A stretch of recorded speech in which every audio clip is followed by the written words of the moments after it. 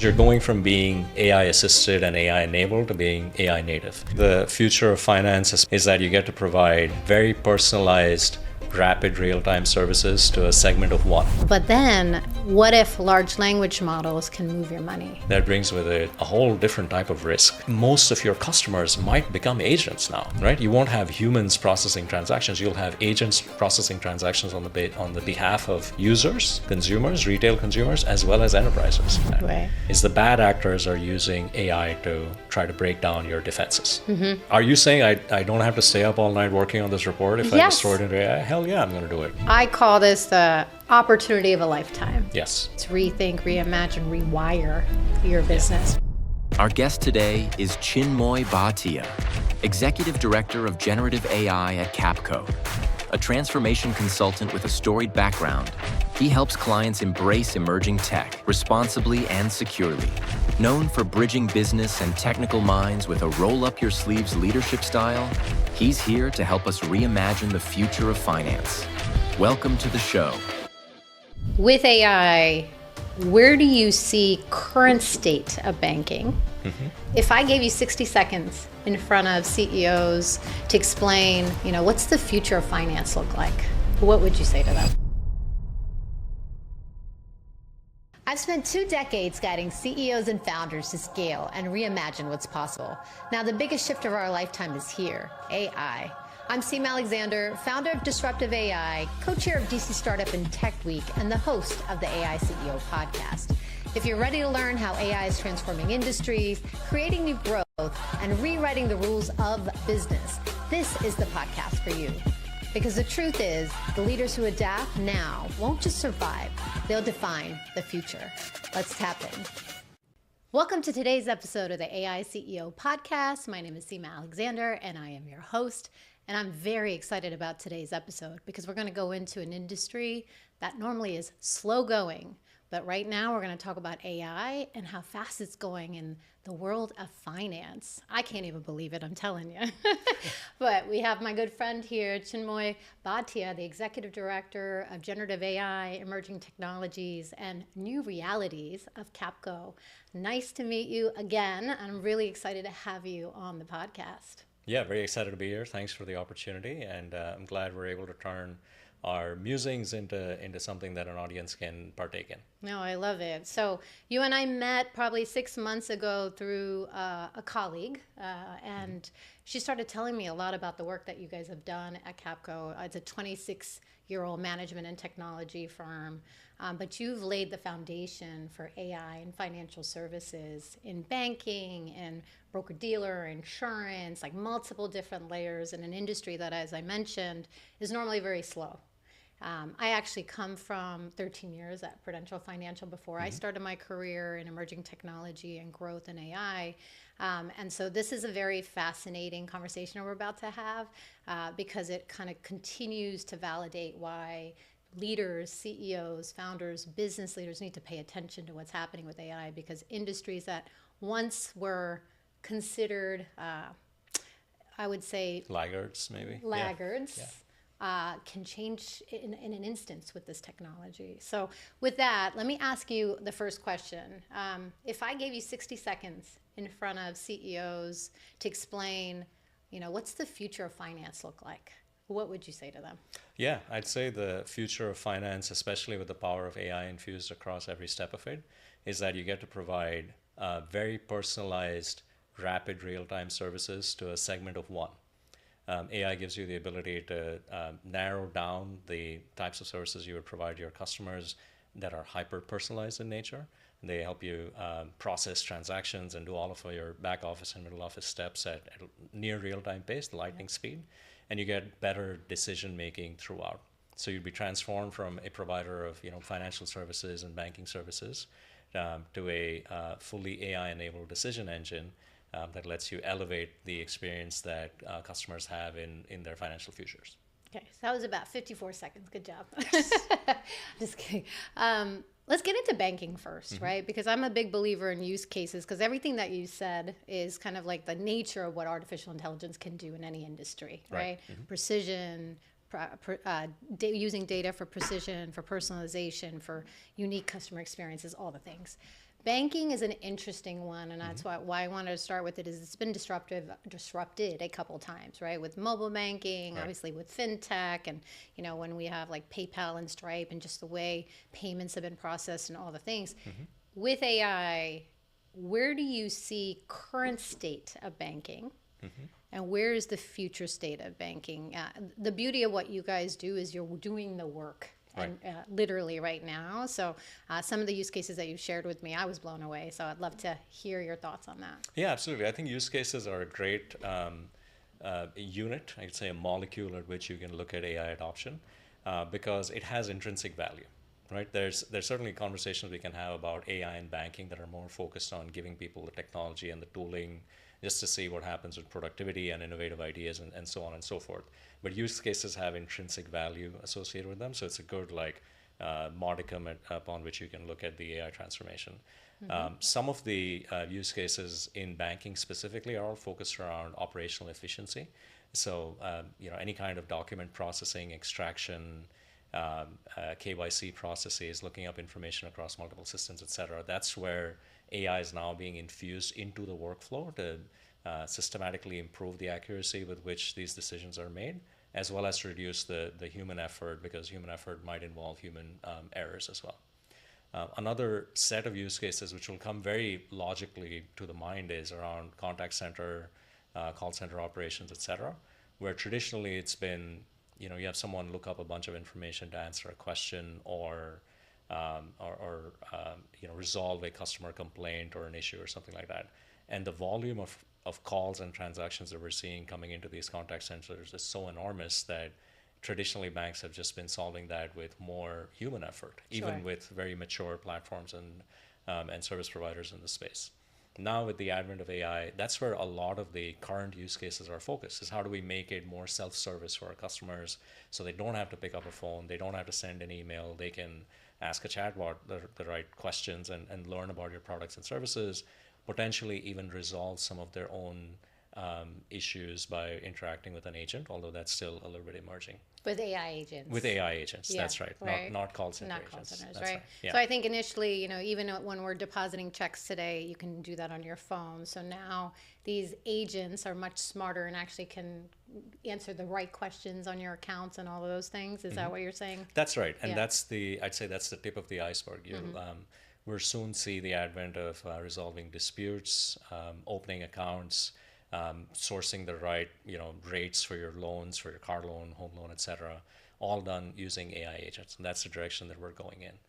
But in addition to that, there's a whole, it's kind of invisible to the average bank user, there's a whole industry in processing all of these calls and getting analytics out of them and classifying it and so on. And that's where we're seeing a lot of our clients being interested in finding efficiency and optimization and so on. Transcribing calls so that you have a record of the conversation that happened, and then performing an audit on them in real time. So if you were a call center agent, it would give you feedback right after the call saying, you got something's wrong, or your tone could have been better over here, or great job, you handled an irate customer really well, so we're going to nominate you for an award internally or something like that. Yeah. Those are some of the spaces where we're starting to see more AI adoption. Yeah. I feel like a lot of the ones that you're sharing are common around many industries, right? Like anything that's like customer service related, the processing and sort of efficiency side of things when it comes to documentation. You did mention KYC, which is knowing your customer, very specific to regulated industries. But I was in front of the Mid-Atlantic Financial Association and just very recently, and it was about, 40 executives from different banks, small, medium banks, versus larger banks. And, one of the insights actually you gave me, which when we were doing a prep initially, was that things right now are focused on all the productivity of efficiencies and in every aspect, which is amazing. But then what if large language models can move your money, right? Right, that's right. And what if, and so and when I say that, that means ChatGPT, you can literally eventually go on and say, hey, can you move this into my account, or can you do X, Y, and Z? And the question became, what happens to the bank structure then? Right. Right. And I think that's what I'm trying to get at. I wanted you to bring the common use cases because that's what's happening right now.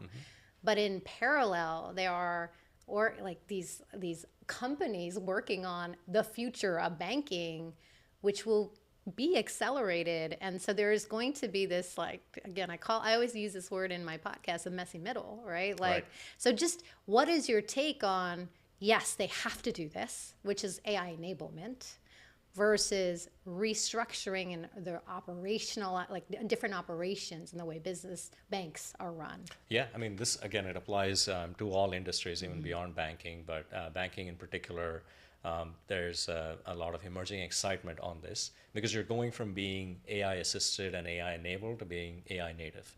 Let's unpack that specific example that you and me spoke about. Was you can now process payments, make purchases, etc., through your chat interface in ChatGPT or agent of choice.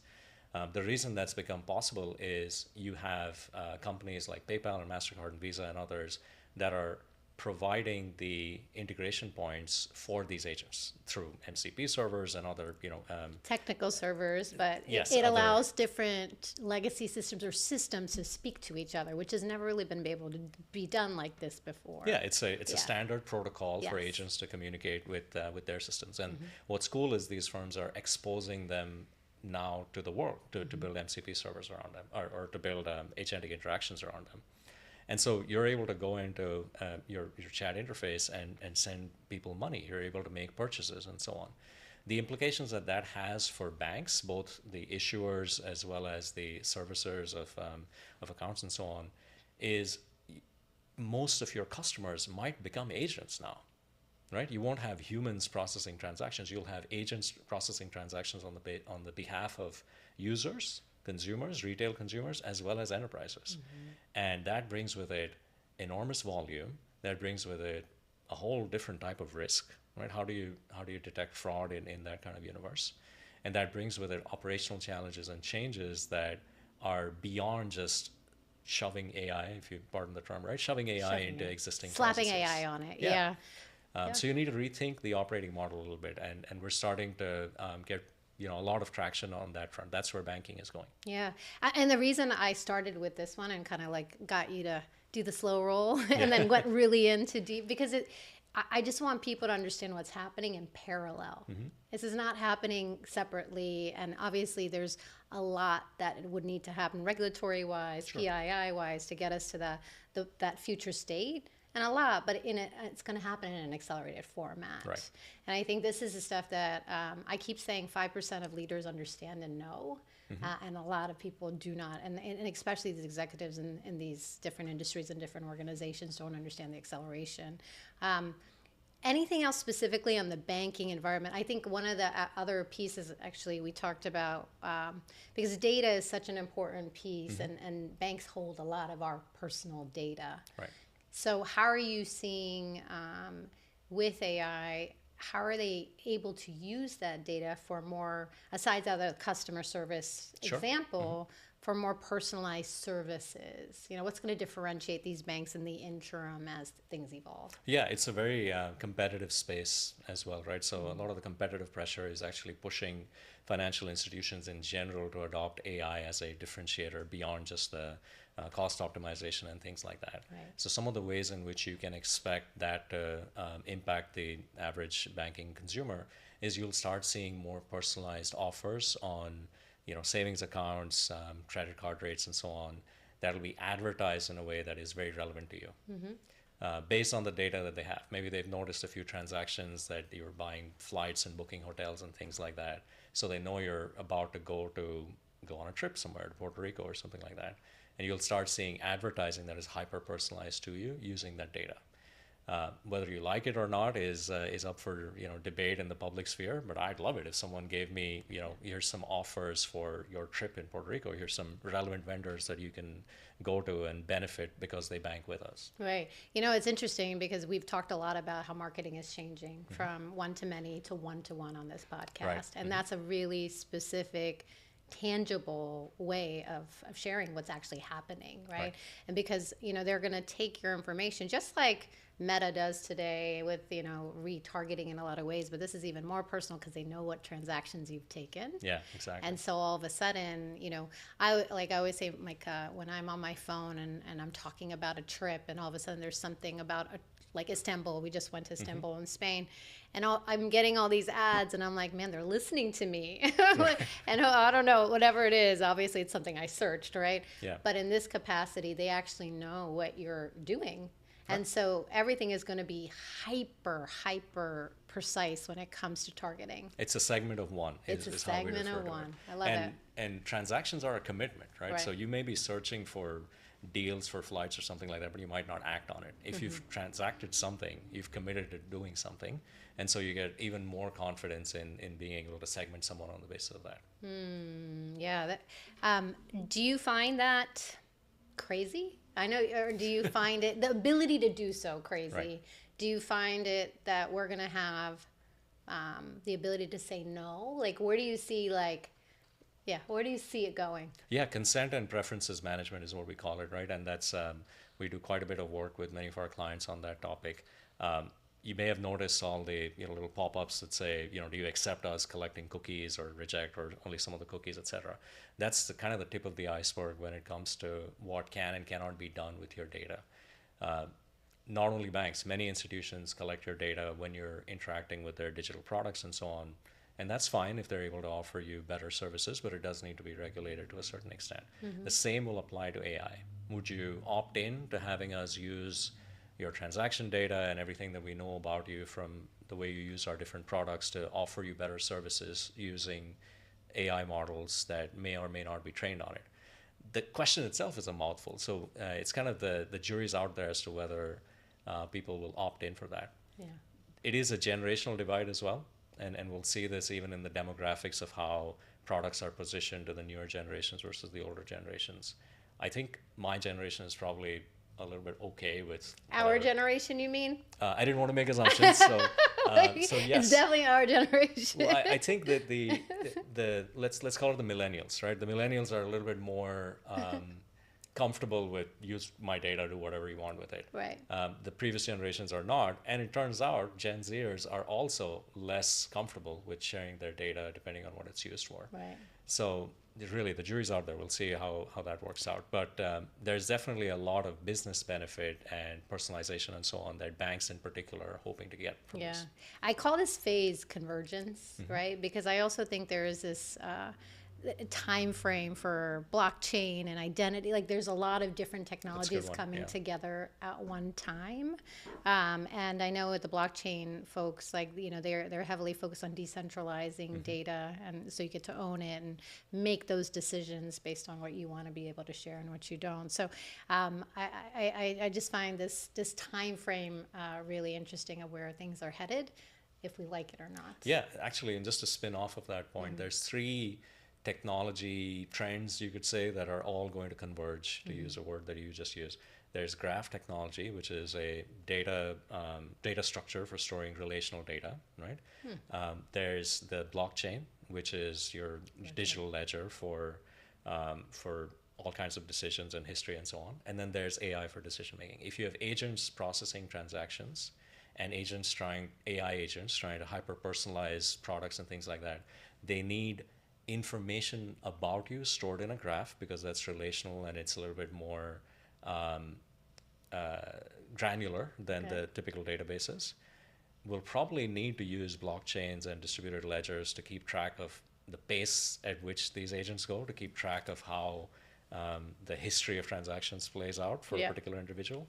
And then you need the LLMs and generative AI technology to be able to package it into a experience for your customer. So convergence is spot on. Okay, so let's talk a use case here, Sure. right? One of the things that I think everyone struggles with when they're buying a house is mortgages, right? And, it's one of those things that takes months. Different systems need to be talking. It's actually different vendors, right? Like, being able to go through a process and get approval or not, or a disapproval much faster. Where are we today with that process? How is AI being enabled in that, and potentially blockchain too? Yeah. The I'm sure everyone will associate with the fact that thankfully we're moving away largely from paperwork. But it's just become digital paperwork, right? It used to be forms, now it's digital forms. I thought I would always sign my life away every time I'd buy a property, like, because it's like this much. You're just signing one paper at a time. Yeah, and it's you have to get the same so signature on old every school. page. Yeah, 100%. But yeah, so we've moved over to digital forms, which is a massive leap forward. A direction that Cheers to digital forms. Yes. We'll take it. I just heard like 1,000 UX people groan at that statement for cheers to digital forms. But that's a good like segue, right? The experience for the consumer or the potential consumer in the case of a loan has not really changed. You still have to provide a bunch of information, then provide it in different ways, then wait for a decision, then provide some more information, and then at the end of it, you may or may not be satisfied with the outcome.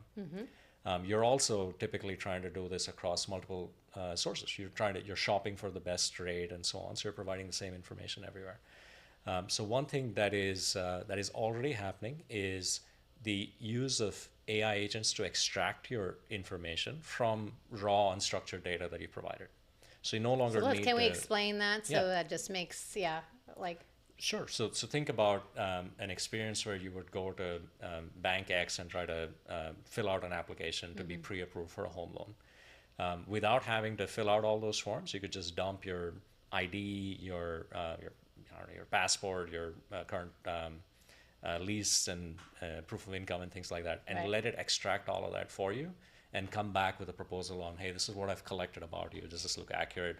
You can make some edits or you can proceed. Can I pause just for a second? Sure. That's a big deal. Like even those little things, because it's like, it's like when you go to a doctor and you have to always fill out the same medical form over and over again. And it's the simple things that are being changed today. And that's just going to be part of everyday experience. That's now, right. And it's almost going to become a customer expectation versus, so right now it could be a differarator. Right. But in the next year, when everybody's doing it, it'll for be new table people, stakes. they're like, that's just the way it was. What do you mean you used to do it like that? So it's good. It's good. It's just good because it's taking so much heartache from even just collecting the data. Now the AI can read the information and create the form for you, if you will. Exactly. And fill so out the that's form. that customer expectation point that you made is excellent because that's the competitive pressure that is moving financial institutions towards more AI adoption. An industry that is not historically known for leaping into anything, right? Like they usually see everything out, they have to comply with regulations. But the adoption of AI tools and the interfaces has been so quick that it is going to be an expectation tomorrow, and it may even be a differentiator if you have that kind of experience versus the traditional one. So that's just the AI part of the onboarding journey. But you're still, like I said, if you're shopping for multiple rates, you're still doing that 5 or 6 different times. What's likely to happen with blockchain being added to it, and a few more things have to fall in place, but a universal digital identity. Right, which you can then. So imagine it's the equivalent of an NFT. It's a digital asset that says, yes, you are Chinmoy or you're Seema. We know you. Here's all your documents associated with it.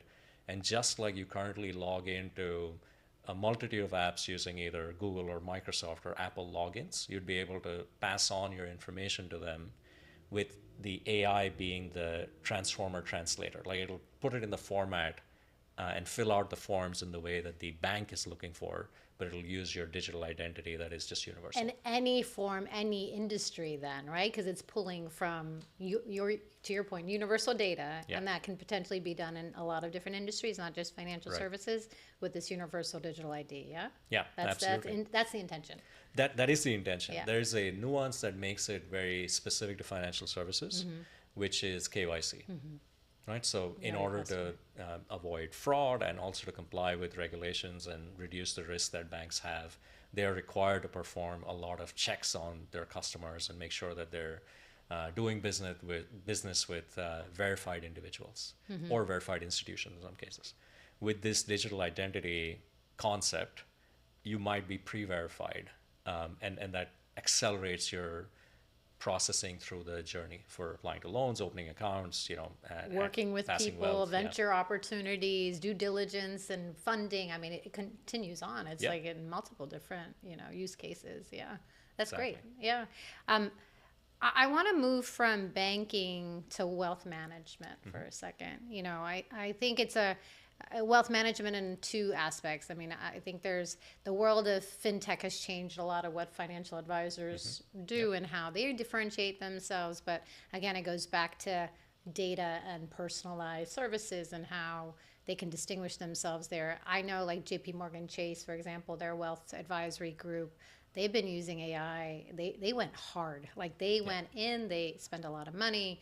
I know some folks who are in the high-end wealth advisory firm, and I think I mentioned this to you, as like they're texting me like every week they send us prompts to do this to make us help us get better with personalization with our own customers.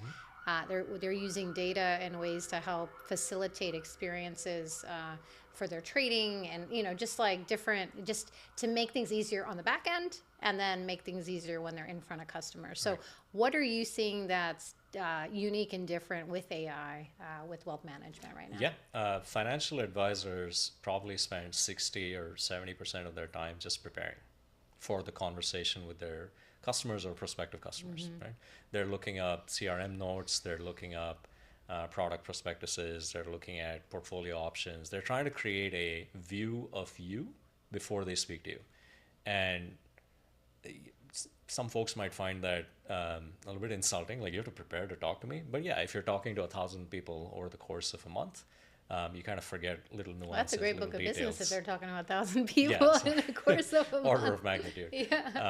But yeah, if you're going through a lot of people, right, and you have a hard time, remembering every single nuance about every person, that's what used to differentiate an FA from another, is you remember everything about a person, you give them really good advice. So they spend a lot of time preparing. Now, you could, in the current state, you're probably getting prompts that help you massage data that you're extracting from 5 or 6 different sources to give you a script or give you some recommendations or some bullet points or something. Where we're soon to go is an integrated customer 360 view, where the moment you begin your interaction with a prospective customer or existing customer whom you're giving advice to, it pulls up a 360-degree view of their profile from all of your different source systems at once. In that case, AI is helping in 2 ways. One, it's making it easy for you to process structured and unstructured data and put it in a context and an interface that you're easy to consume for your FAs. But then secondly, while you're in the conversation, it's able to process things that are being said and give you suggestions based on what it knows about the customer, about the products you offer, and things that might be happening in macroeconomic conditions as well. So that's how we go from making the FAs just more productive, your financial advisors becoming more productive because they can use prompting and so on, to really moving the needle to have them focus on advising versus just keeping track of a bunch of information in the context. I'm going to ask you a hard-hitting question. Okay. If AI is able to do everything that I know you and I know it can, why do you need a financial advisor? Because a financial advisor has taste. Okay, so this is a little bit of a hard concept to kind of put it in the financial services context, but one of the emerging points of view is AI can create so much content that you don't know how to pick and choose the jewels between all the slop that it creates. You will certainly see this if you're on social media platform, insert name here, right? Like there's a lot of AI slop going around everywhere. But the thing that differentiates the content creators from the real influencing content creators is that they string these things together into a good storyline or something that is compelling using taste. What has kept financial advisors in business is not their ability to string information together and pass it on to you. It's to contextualize it for your specific needs in your state and pick up on different things and have a little bit of taste. Now, taste might translate in financial services to nuance or knowing the things from experience about how markets move up and down and sectors change and things like that. But the general consensus right now is that you can use AI to aggregate a bunch of information and make recommendations to you. The decision is still something the financial advisor will advise you on, and then it's your decision. Yeah, I think it's interesting because there's a lot of relational industries, right? And I think it's also going back to the generations, what people want or what they desire with the interactions. Because there's, again, with fintech, there are, robotic advisors today, Correct. Yeah. and people who've just had that experience from the beginning. I'm going to put my money into this system. It's going to do the algorithms in the back end. It knows my risk, it knows tolerance, it knows my goals, and so go do it for me. Versus, hey, we're really trying to build a relationship with somebody so they understand me, my family, my goals, in a whole different way. And AI becomes an augmentation, a superpower of this individual. So I do agree in every industry that AI is good for certain core things. It can go all the way in some industries, but then it becomes about content and context and what the consumer desires. Right. And I think that's going to be the interesting differentiator. And that's what it's going to be all about for target marketing for these companies, because some people are just going to want that. Let's get it, set it and be done, right? Because and we haven't gotten into capital markets yet, but the trading industry is really interesting. How many people I know are like, Seema, can you create me a trade bot? Just can you create it? Especially when Web3 was, in its prime, and it's still obviously in its prime, but the ability to create these, look at all the historical past data and create these agents that have all that. Now they're looking at the trends today and saying, trigger this trade right now. And so it's you're getting those insights direct from the AI. We have to, making sure it's accurate and making sure you do your own due diligence and feel good about it. That's your own thing. But let's move to capital markets, right? Because Wall Street, how is it changing with AI right now? Yeah, they've probably been early adopters of AI before the whole generative boom and everything, right? We've had algorithmic trading, we've had predictive models, we've had machine learning being applied to make recommendations on entire portfolios and so on. There's been a set of activities that have heretofore just stayed manual, trade confirmations, reconciliation, reporting, compliance reporting, keeping an eye on suspicious activity happening within the massive volumes of trades that are executed. All of that is now on the table for AI-powered automation, augmentation, what have you as well. So that's where it's almost table stakes. All of these sort of back-end operations for productivity, efficiencies, but also large transactional things that now have patterns that AI can see. Those are almost if you're not doing that, then you're already behind, right? Yeah. Do you agree with that? Yeah, I think it's not quite there yet, I would say, as table stakes, but it will be. To the point that we were making earlier, it'll become an expectation. Right. Because the competitive pressure will push you there, right? If you're suddenly able to process trades faster because you've re-engineered your middle and back office operations using AI as weaponry almost, right? It's giving you a lift in areas where others haven't adopted it. And for trades, it's even 1 second is even a big millisecond, deal. right? It's a big deal. Yeah. So if you're able to do that and provide an edge to an institutional customer or to a broker that's sitting somewhere in the trade life cycle, then that's a big lift. So that's where we're seeing a lot of the focus within capital markets right now. I think there's going to be, it's just, and I don't know why it's escaping my brain, but what's that role that they're just the quants? I feel like the quants they're real people, but they were the ones that had that extreme knowledge, that edge, right, with AI. I can only imagine what they have using this technology now with the algorithms in their own head and because there are a lot of the people that set the stage for what's happening in the trading marketplace. So I think about billions and I just think about that, quants. Even within an organization, there's quite a bit of competition amongst the quants, right? Where you have made agentic tooling available to the enterprise, the quants that stand out, a couple of my friends, they're building, like you said, the algorithms that were so far just in their heads, they're building agents that do that for them. That's and so they spin off a swarm of agents that come back to them with a bunch of recommendations. They still hold on to the reins of what decisions should be executed. Right. But it's only a matter of time before that also is automated. And then we're moving at light speed. Yeah, and then that's also a really interesting point, and not to belabor it on this podcast, but you can take all your personal brain power and train an agent on it, especially the proprietary things. And like quants is a great example of that, because it's the edges of what they're able to do, and then you add on top of that all the synthetic data and other past performance, all that stuff. Now you have like a major superpower and something that's very proprietary for your organization or for your brand or your business or whatever it may be. So one of the other areas that I know has been sort of not backwards. This has been hard from a reconciliation and financial, like it's a role, a chief financial officer role for years has been one that they're supposed to gather all this information to create business insights to help your business grow, right? Especially for mid-sized companies, larger enterprises. And, we've done a lot of discovery work in this space as well. And there's a lot of just manual reconciliation that happens in these departments. And so what does the future of a CFO look like with AI?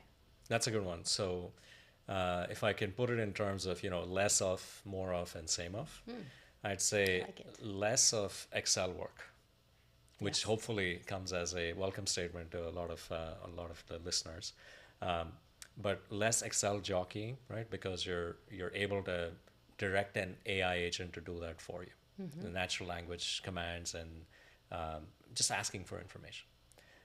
More of becoming a creator of products that give you the insights that you need, right? So like a classic traditional like product owner that you might find in technology businesses, that's what the role of CFOs is likely to become soon, is you will have opinions about the systems that give you the insights, and you'll have to step into more of that product owner mindset to translate that into the people that are building those systems that use AI.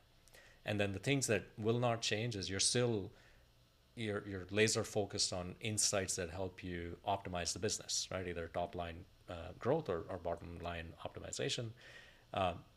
That's unlikely to change, but you get to focus on it more because you have more capacity freed up compared to the reconciliations, comparisons, double checking formulas and things like that. Yeah. I mean, I think one of the initial stages, I think I was sharing with you with Disruptive, we were trying to create a financial agent early on with the large language models. And they weren't known for being able to do great math or advanced, sophisticated math. I mean, models have changed today, but what are you seeing? Because LLMs are part of the sort of the agentic solution. Are you finding that there needs to be a lot of training on these models to get it to where it needs to be, where a CFO type can trust the model?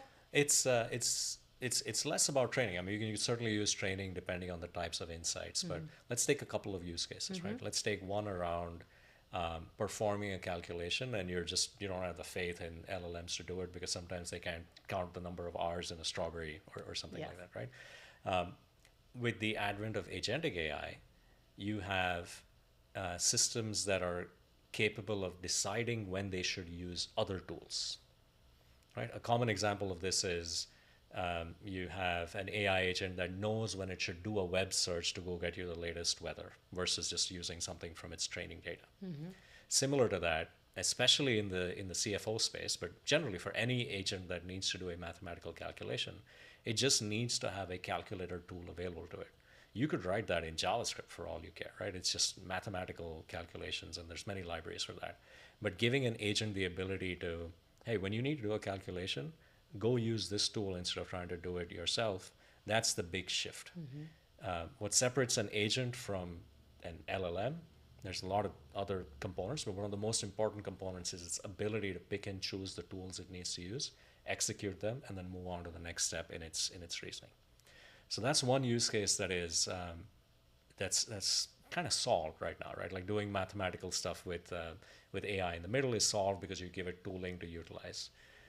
Another popular use case for CFOs is scenario analysis. So you may have a large model built out. Let's say it's in Excel, right? You're still dependent on Excel. Like Excel, QuickBooks, like Yeah. I mean, if it ain't broke, don't fix it, right? Yeah.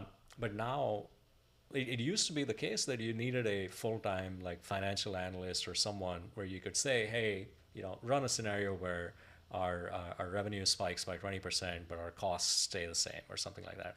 And they'd go off and they'd run the model or they'd update the values and come back to you with an answer. And then you'd say, well, now do 30%. Now the CFO could just do that by commanding an AI agent to do it. And it's able to control the Excel model to get you those analyses. And it'll also suggest analyses for you. It'll suggest scenarios for you and do all of that, in a fraction of the time that it would take a human being to do. Yeah. So all of that stuff frees up the capacity of your CFOs and CFO orgs to think about the impacts of these, prepare for these scenarios versus just doing the work of coming up with the scenarios. Yeah. So this is a good segue because I think you and I both know there's a lot of misconception of what an agent is, yep. right? And there's a lot of intelligence that's coming through with these new workflows. So I call them intelligent workflows, intelligent automations, versus semi-autonomous agents versus where it's really going, which is fully autonomous agents. That's right. Yeah. So I would love if you could help break down from your different definition of what you guys have been working on, how do you see those three stages and where are we today with them and what are the best use cases for them? Sure, yeah. You're absolutely right. Agents has become kind of a buzzword, right? It's used for all kinds of things. We tend to think of agents as you have agentic workflows, and then you have truly autonomous agents that act on the behalf of the user, right? And so to align it with how you had described it, your intelligent automation and semi-autonomous agents, they're more like agentic workflows, and then the truly autonomous agents are autonomous agents. Let's use examples because it'll be easier, right? Yep, an agentic workflow is a clear trigger, a series of steps, and then a clear outcome. Where for some of those steps, you may be using an LLM call, and that LLM may be using a tool. LLM call means you're just using ChatGPT, something in the back end to help continue build out part of your agent. Right. You're taking context and a prompt and sending it to an LLM, and it sends you something back. We spoke earlier about onboarding, right? That is an excellent example of an agentic workflow because step 1, receive document. Step 2, take document with prompt, send it to LLM, get response back. Step 3, extract information using another LLM. Step 4, send it to a human for decisioning. Step 5, save it in the database. I'm just making this up, right? But that's a very simple agentic workflow where 99% of the time it will do exactly those steps. And that remaining 1% of the time it will try to do all those steps, but maybe your responses aren't the greatest. And so the human being has to do a little bit more. There's a lot of predictability in an agentic workflow. There is very little flexibility. There's very little risk in that case of the agent going off and hallucinating or doing something silly or making the wrong decision because it's prompted, it's trained, it's refined, there's QA. And there's guardrails within it all as of it, right? yes. And we're scoping it to say, this is all you get. You get a document and you get a prompt and this is it. We're not connecting you to all the systems and asking you to cure world hunger or anything like that. Semi-autonomous agents still fall within the agentic workflow where you might give it a little bit of autonomy. You might have it you might give it a prompt and a couple of different tools, and it decides which ones to use. You would typically have more human in the loop verification points. So AI comes back with an output, human says, okay, proceed to the next step of the workflow. This is something you might see in underwriting operations, right? Like you don't want to have the agent make a decision about someone's creditworthiness or something just on the basis of some research that it did. So it'll do the research, you make the choice, and then moves to the next step in the workflow. And then we go to pure, full autonomous agents where you have less predictability, but you have infinite flexibility. And to be honest, there's not a lot of use cases for that, especially within financial services. So some of the advice that we give our clients is really evaluate whether you want to be carried away by the hype for autonomous agents, or you need these tactical nukes, I call them, right? You would need these tactical agentic workflows because you may end up in trouble by having autonomous agents. There are some notable examples or exceptions, one of which is research. Right? If you're in a section of the industry where you need to do research on competition or look through your proprietary data sources and build you a report on some macroeconomic trends or look through the prospectuses of 5 different companies and give you a recommendation.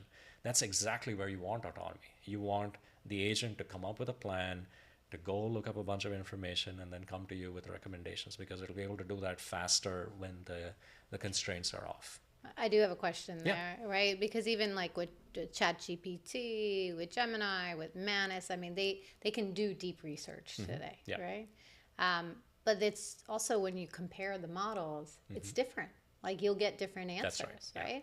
So in that use case, right, from a company or a business perspective, what, like in terms of, is it from your perspective, is it model choice? Is it refining the way that we believe research should be done, and we're inputting a ton of past research that we've done, so it gives it some guidelines? Like, how do you ensure even the research that you're getting back is, not just hallucinating, and I think we can get over that hump, but is actually getting you the information accurately? Because I don't know if you just recently saw McKinsey, there were a couple of large consulting firms that just got in more trouble because they were using some agentic stuff. So what are your thoughts there? Yeah, there's two things, two essential guardrails. One is grounding, and the other is keeping a human in the loop. For grounding, what that is referring to is giving it enough of data to work with so that it doesn't exceed that. So it's autonomy within a space. It's like it's bounding. You're kind of putting a bounding box around. Exactly. You're putting a bounding box around it. It's like sending someone to a hardware store and saying you can only buy the things within the store and you have to build a shed or something like that. This is very, very important for enterprises and financial institutions, because all of their proprietary data is sitting behind their firewalls, right? It's not available to OpenAI and Anthropic and Google to train on. It's sitting... Maybe. Just saying. I don't know these days. Who knows? But yes, you're right. I mean, the majority of data, we talk about petabytes of data and so on. Majority of that is sitting behind someone's firewall. It's sitting on their proprietary hardware and so on. And so the ability to have your research agents talk to your data and make an analysis possible using that is the differentiator, right? So grounding is the first step to avoid hallucinations, or to just generally get more accuracy in your responses. And the second one is you have to bring the SME into the loop. Right? Subject matter expert. The subject matter expert, right? This is why, when people say expertise as a moat is shrinking, sure, it's shrinking, but it's not going to go away. No, it's not. It's actually going to become more premium. Exactly, right? Because a research agent that may be autonomous and may have access to all the world's information, compared to a research agent that has been has its lived experience, that has been tailored by the lived experience of the subject matter expert, is going to stand out, because they're involved in the analysis, the steps, the thinking process. They customize all of that, and then the research agent goes off and does it. So any firms that have their ability to do research as a differentiator, they will be codifying that into their research agents. Their expertise will be codified into the agents, and that will become a way to ensure its accuracy as well. You bring up a really good point, because, and I've said this example a couple times on this pod, but right now it's going to add more context. So there was always a question around, well, AI, like if we're hiring entry-level people, and we're this particular was an architecture firm that was saying, like, there are all these AI tools for interior design and the way that you curate building schematics and all these things. Right. And these newcomers are just using these tools as the source of truth. And what happens is they don't have those 15 years of lived experience to know, this is wrong, this is wrong, this is wrong. But for that owner of that business or that boss to now take what you might have on the marketplace and then make it your own with your own proprietary knowledge around how you guys codify different business building schematics or something, that could add that additional missing knowledge, because it is compressing 10 to 15 years of knowledge. Right. And we are, again, I always say it, but we're in the messy middle, right? So for me, it's like, that could be that opportunity for businesses that are saying, hey, like, these people coming in new don't know, but if then you add your context to it, and you create your own models on top of what's out in the marketplace, that can actually help and support that gap in knowledge. Exactly. Yeah. That's a good way of putting it. Another comparison is it used to be the case that the expertise and the taste was your identity, and the way you executed the work was table stakes. Now it's flipped over to, we're assuming you're all experts. That's why we're coming to you. But if you're able to execute it using AI tools and so on at a faster rate, then that becomes a differentiator. You're able to stand out because the expertise is baked in and not your only differentiator. Yeah. So we can't talk about all this stuff without talking about the bad actors, right? Especially, I mean, you guys are coming from a very regulated environment. I recently had Ainsley McLean on here from the health space too. We talked a lot about HIPAA and PII, but what are you, and especially today, you know, I know cyber and hacking attacks, all of those things are real, and we haven't even gotten to quantum, and we're not going to go there right now. But how do we mitigate the risk? Like, you know, bad actors are bad actors. The more data that people have on you, you know, the more opportunities for blackmailing, the more opportunities for taking the data. And during the internet, we had a lot of identity theft. That became the thing, right? Obviously, we have deep fakes and other things today. So what's your perspective on how do we mitigate bad actors in today's state with finance and AI? Sure. Let's break down bad actors into three groups. And I think one of the groups is unique to AI. Group one is bad actors that are external, that just wish you harm. They want to take advantage of your organization. They want to maybe mess with the economy, or, you know, mess with the financial services system using you as a peg, you know, using you as a stepping stone. We'll get to those. The second type of bad actor is internal to your organization, and they're trying to exfiltrate information or, you know, pass on industry secrets or something like that. Right. The third type of bad actor that is unique to AI is the one that is unaware. They're just making mistakes because they're using all these AI tools and they don't know the inherent risk built into some of them. The reason this has emerged is because the barrier to entry is lowered so much to using AI and to building crazy things and doing all kinds of automation thanks to AI. So that is probably the one that's most interesting to solve for, but it's also easily solved for, I think. You have to create a lot of awareness for the right ways to use AI and put in place the guardrails so that malicious actors that are not intentionally malicious don't make mistakes. A lot of the enterprise focus for financial institutions has been on that. Like, we don't want to roll out AI tooling to everyone until we've put in the right guardrails, we've trained everyone on responsible use, and we have some, you know, disaster recovery plans for when the worst happens. There's still a lot that can happen in that space. That is, as new technology emerges, we just have to keep up with training people on responsible use.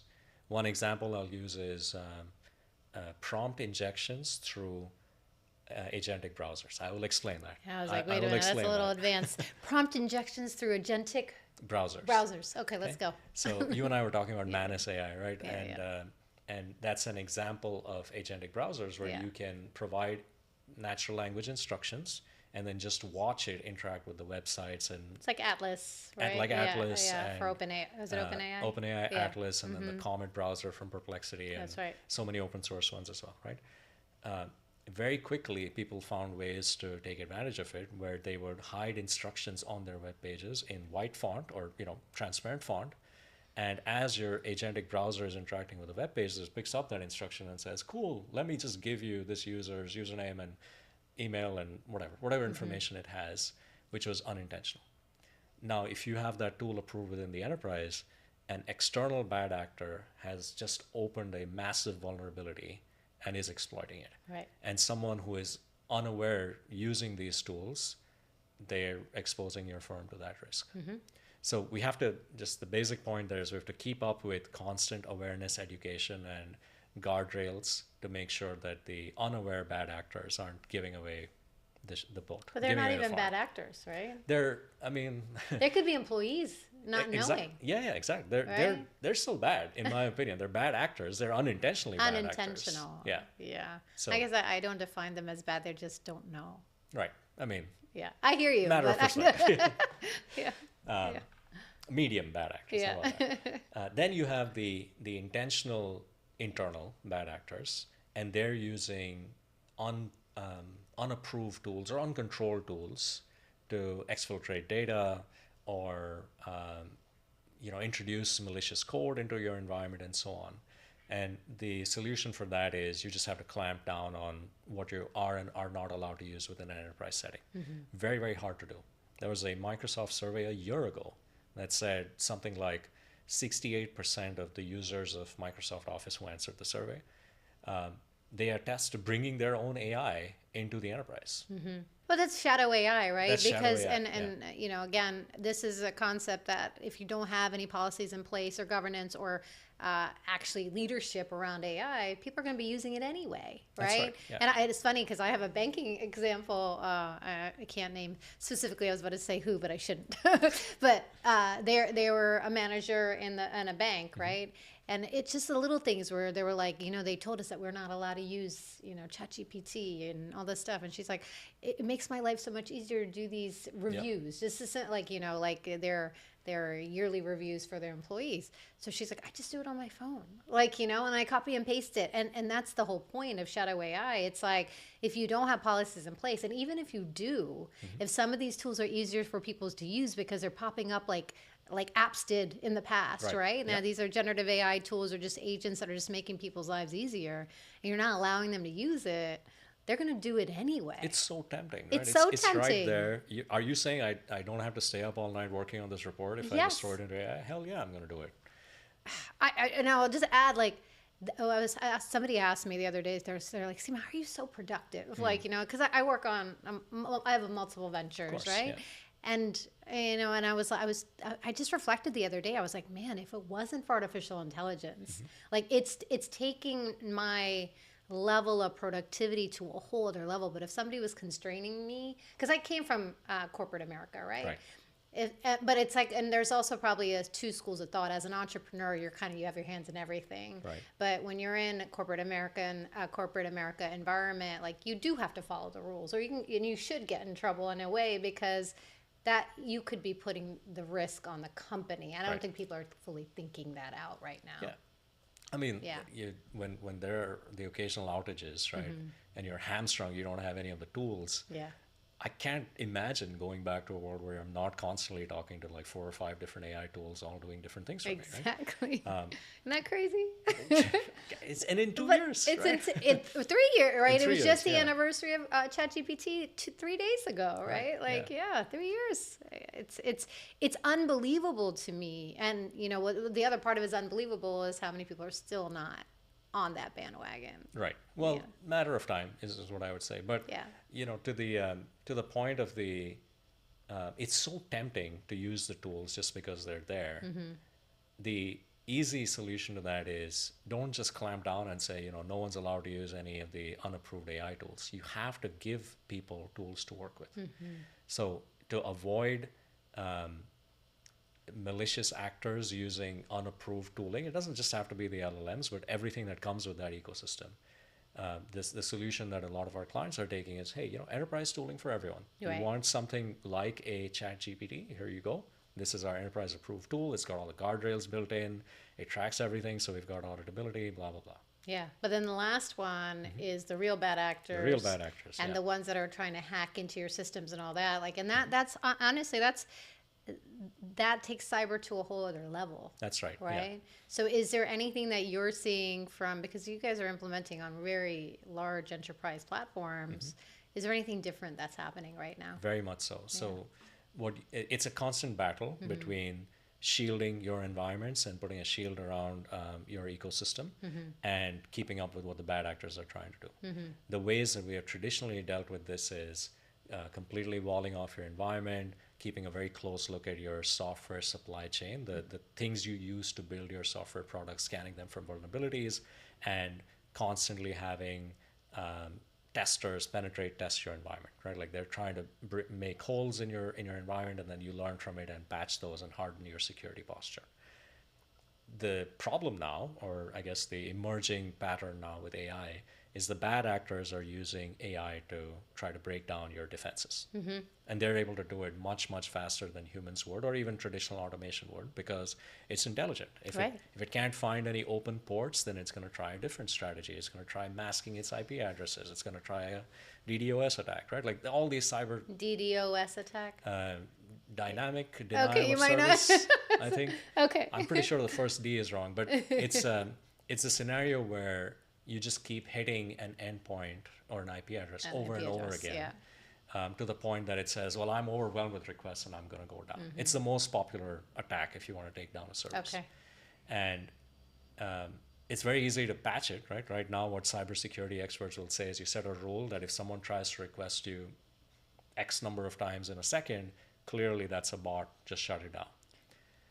But an AI agent built by a malicious agent will try that and say, this didn't work. I'm going to go do a port scan and find another port and keep trying. It's interesting that you say that, because recently I feel like, I don't know why I have this thing where I forget my passwords here and there, but like, or my credit card, I do certain things. I've seen so much more fraud notifications, even with my own transactions, with my own credit cards, with my own, passwords, that I'm like, they're hyper vigilant right now. Right. And sometimes, if I'm being honest, it's very annoying as a customer of this organization, and to a point where I'm like, it's too much, right? And I think they are trying to find that fine balance, or we have to figure that out, because then it becomes a nuisance to the customer when they're without going back to people's behaviors and knowing. I think there's an opportunity for really understanding, oh, you know what, this silly woman forgets her password a lot. Maybe, give her like a little ping before you shut down and say her credit card is fraudulent. I'm just saying, right? That's the ability to look through the slop. Yeah, 100%. I think it's really important. So I'm going to move actually to regulations for a second, right? I think I'd recently shared with you at DC Startup and Tech Week this year, we had the pleasure of having the chairman of the SEC with us, Paul Atkins, right? And one of the things, I'd run this futurist series on where emerging tech and specifically AI was going with multiple industries. And I wanted him there because with watching what's happened with previous emerging tech cycles, specifically Web3, right? There is normal patterns where the administration will, 3 years into a major emerging tech, find the 3 big companies that are doing it wrong, like FTX did for blockchain, which they did it all wrong. Robinhood had issue, all the things, but it became like regulation by legal action, right? And it was an interesting conversation with him, because obviously the administrations have changed, and they're really, at least from what he shared, trying to work with the emerging tech community to not do that, to provide more guidance, or at least learn and help and support the guidance. But again, you come from a regulated industry in terms of your subject matter expertise. So what are you seeing? Because it's a very interesting time when you're creating emerging technology, when there isn't a ton of regulation around, knowing that this is the weakest the technology will ever be. Right. And so where are you seeing sort of that fine balance of building an emerging technology as it's evolving and regulations not fully being there? Sure. The advantage, I guess maybe not the advantage, but the difference this time around is that the technology revolution impacts the regulators as well. They're able to benefit from using AI, and we're talking to regulators on a regular basis, and we're also guiding them, or discussing with them at least, ways in which they could use AI.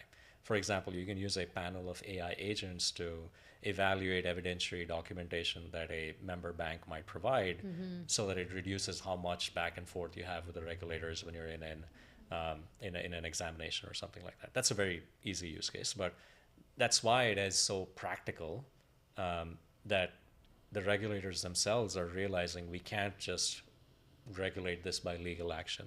It needs to be a little bit more involved, and they are supportive of doing it the right way as well, because they're consumers of it. The benefit with a technology that has been so revolutionary and growing so quickly in its adoption is, even though there may not be a lot of clear regulations in the US, and it varies at the federal and the state level. Yeah. We have the benefit of picking up from universally accepted principles, right? And this is what we've seen happen in the EU with the EU AI Act, and in other countries, and then in the UK as well. All of these regulatory principles trace back to maybe 5 or 6 globally accepted universal human principles of how we want to be responsible with technology. We want it to be unbiased, or we want it to be not negatively biased, at least towards anyone. We want to have transparency into how it's making decisions. We want to avoid using it for things that are going to be significantly impactful to people's lives, like jobs, or monitoring who's going where with video cameras and things like that.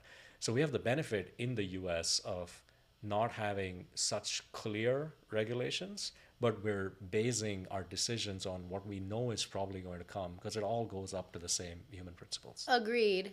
But, but, Yeah. when you look at the tech cycles in the past, especially with the internet, there were a lot of, call them tech bros in a room. And if you've watched Social Dilemma as a great example, right?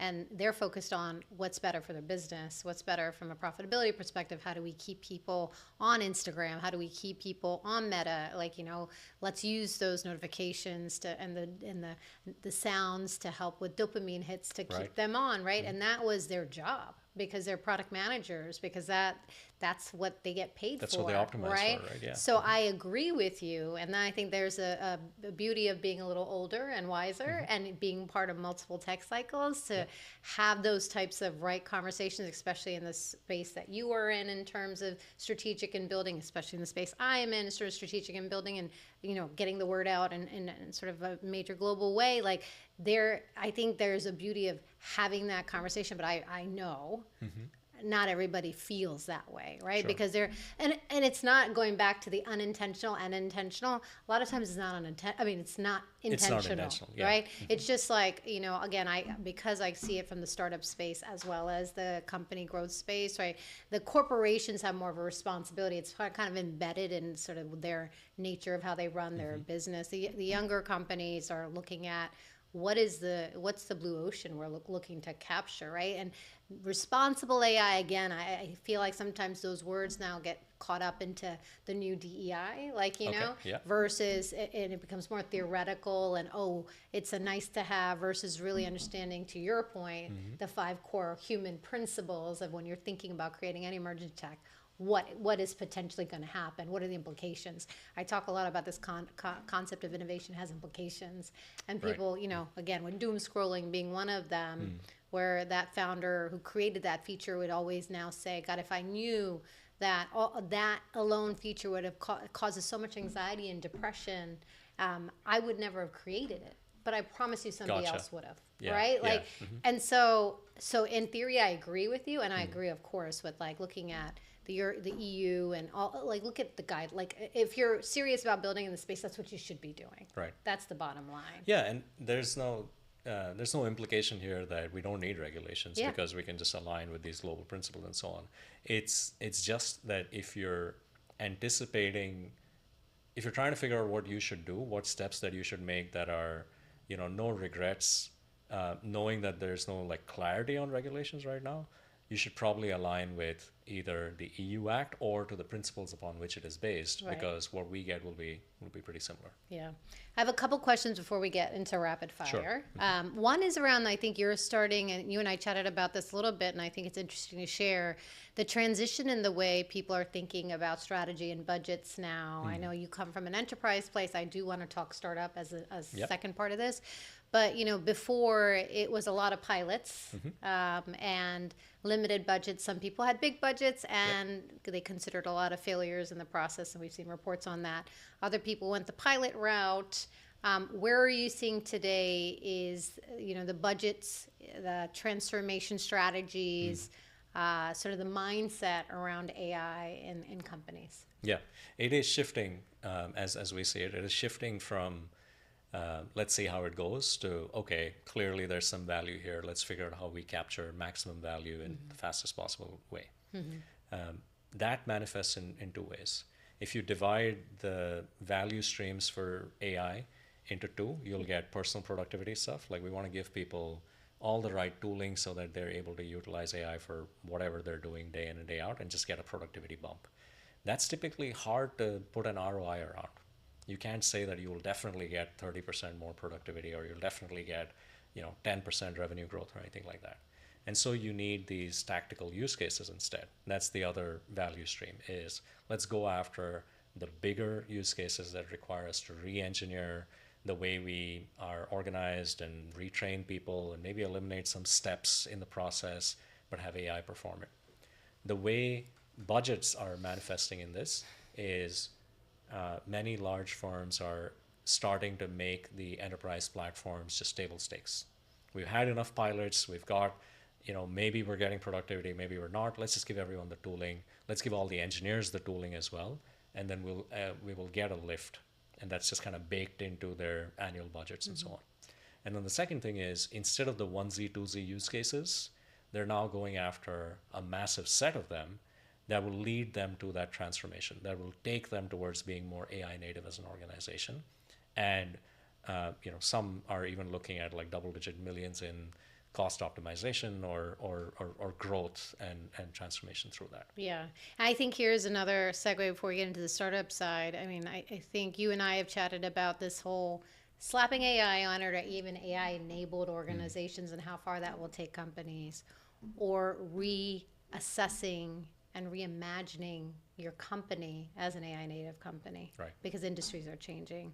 So I have a conference in early in 26 called AI Business Con, and it's because I feel like a lot of people are, going to these conferences and getting trained on prompting or tooling, or this is what an agent is, the sausage behind it all, versus understanding where we're about to head in the next 3 to 5 years, where new industries are being built as we speak. To your point around banking from the beginning of this conversation, yes, there are things that you should be doing for baseline intelligence, but understand in parallel, this is what's happening. So the industry is going to be disrupted. Right. So there is this whole, what I say, it's rethink, reimagine, rewire your business, right? And that's the framework that I believe that every business leader needs to start to be thinking about.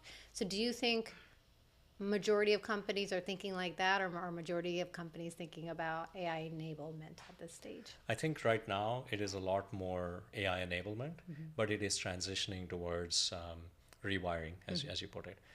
For larger organizations, it is happening at the department scale. Like, let's figure out how we can redo operations and how we can do reconciliations and things like that by being completely AI native.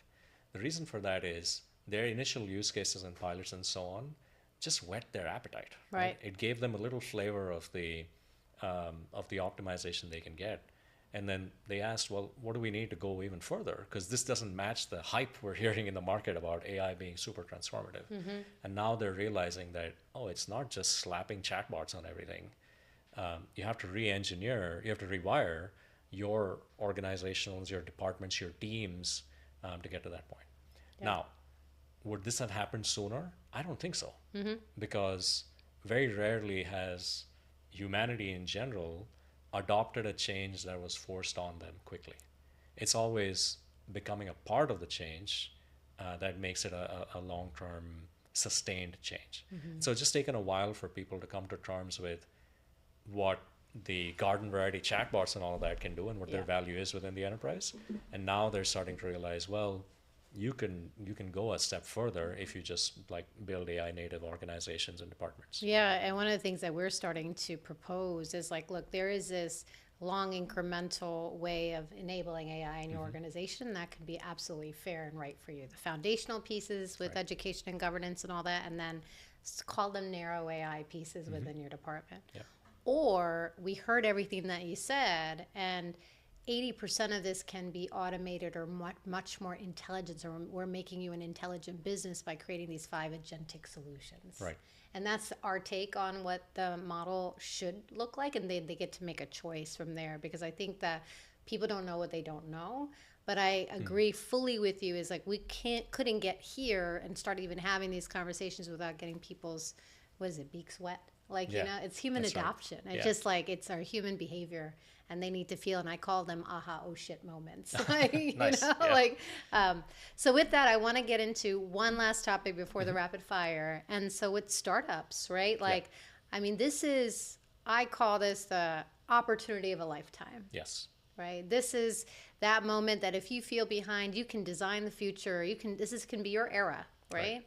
So we can table it into financial services, all right? Because that's your expertise. Where do you see the biggest opportunities for startup emerging leaders right now in your space? Yeah, I think, I mean, it's a direct segue to what we were just speaking about before this, but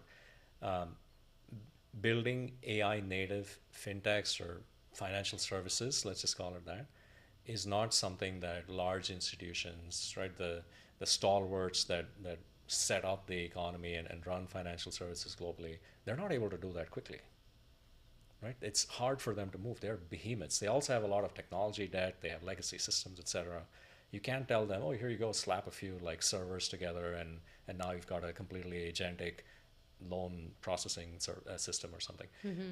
So there's an advantage there. There's a little gap right now where if you're able to solve for a problem within financial services using completely agentic means and have a 80-90% agentic organization, a company that has few people but more agents, that solves a niche within financial services like claims processing or KYC or suspicious activity reporting or something like that. That's a space that is great to grow in right now and will probably lead in being bought out by one of the big guys down the road. It's the strategic. I always say you have like 2-3 years right now to be very strategic. And I like, and there's opportunities. I'm sure. I'm curious if Capco does it where there's a venture arm, right? Yeah. Like because if you have deep subject matter expertise in an industry like financial services and you know the problems and you understand AI, this is that moment. This is that moment. Yeah, exactly. Yeah, I agree. And that's the second type of thing that I would focus on, right? If I had the capacity to run a startup right now, that's what I'd be doing. Yeah. Is if you have access to either proprietary data or cleaned, normalized data, or the ability to tie in that data with some additional insights and things like that, that is prime for making available through AI. That's right. Because there's a lot of slop out there. There is. And there's a lot of new slop being created every day. But the expertise baked into a model through some proprietary data is going to be a moat for a little while. Yes. Longer than the first one. So to that end, Yeah. I'm gonna ask you from my framework, do you agree or disagree? Okay. So there's 4 parts to my framework where I believe in the next couple of years, most businesses will have a baseline of intelligence. Okay. Yeah. Okay, that's one. And we don't have to go deep because I know you understand what I mean by that. Yeah. Second is data is the new moat, both from a personalization and precision perspective and the opportunity to really create new revenue streams and really new business operating models because of your unique data. Okay. Okay. Yeah. The third is humans in the loop until they're not. Okay. Right. And that has a lot of implication for workforce and leadership and mindset, but it also has ability to understand where currently what, to your point earlier, is like, where does that augmentation work? Where does agent to agent work? Right. And what does that hybrid models look like? And that's going to be, that's that play out pillar. And all 3 of them equal, brand is going to matter more than anything. Okay. Yeah. Until it's agent to agent branding. That's a whole different story. But so that's my framework of the future of business for now, right? And so I'm curious, break it. I want you to tell me what you believe, what you agree with, what you don't. I think intelligence as the foundation, I completely agree with. Data as the moat, I agree with as well. But I'd add in, proprietary data. Proprietary, as the moat. 100%. Unique proprietary data. I think humans in the loop until they're not is probably a little debatable. I'd say it's how you're using your human capital will be advantageous within the framework, and investing in creating that future workforce now will be the differentiator. Yep. Right? And then the fourth one, brand, I'd probably flip. So I was going to do a brand with a sub bullet underneath it, but I'll flip it. I think user experience is the main differentiator because where a lot of AI use cases, products, everything, where it falls apart is they're not built with the end user in mind. It's working right now because it's all revolutionary, where you're able to pull people to say, oh, just do this using a chatbot. But that never worked before, right? Before the chat GPTs of the world, we used to design software for personas, or we used to design technology solutions for personas. Yeah. And now what we're doing is we're telling the personas, hey, just work with this. This is the new way of working. That is, I think, something that needs to be challenged and flipped a little bit.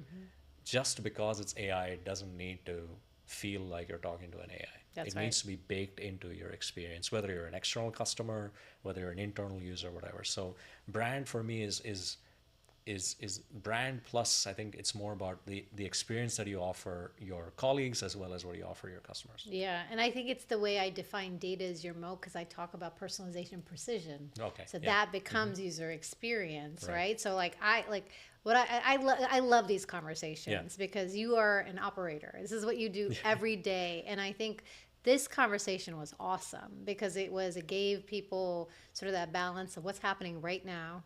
And where is the near state future look like? You Right. know, we haven't gotten into even 10 years from now. This is happening. This is happening. This is happening, right? So that I'm going to ask you a couple rapid fires. All right, let's do it. Okay. Biggest myth about AI in finance right now? That it's all about chatbots. It's more about integrated AI solutions built into workflows. Okay. Most underhyped AI capability nobody's talking about?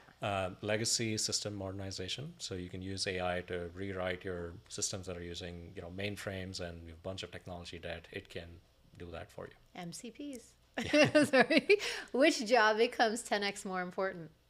More important, product design. And by that, I don't just mean having the concept of a product, but being able to get to a prototype really quickly, using all the agentic tools available to you. Getting a concept down into a working prototype is the most valuable builder mindset job. I love it. Agentic workflows or full autonomy, which wins first? Agentic workflows first, yeah. One regulation you think needs to exist yesterday?